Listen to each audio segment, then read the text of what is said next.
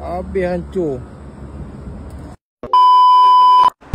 Okay guys, mungkin rod kesayangan korang bahagian lain memang cantik kan, tapi bahagian bawah memang selalu rosak. Bahagian bawah ni. Sebabkan tu aku suggestkan korang beli getah ni guys. Selain boleh mencantikkan rod korang, boleh menjaga bawah ni daripada rosak.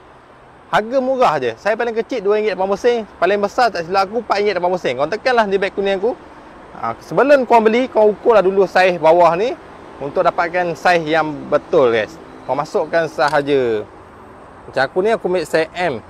Untuk rod Artemis ni kau masukkan sahaja bawah ni. Adat.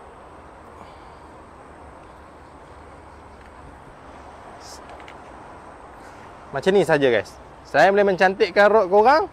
Dia boleh menjaga bawah ni daripada rosak. Bahagian lain memang payah rosak, tapi bahagian bawah ni memang selalu rongak. Kalau korang berminat dengan getah ni, korang boleh dapatkan di beg kuning aku. Cantik guys. Dan boleh menjaga rod korang daripada rosak. Mantap guys.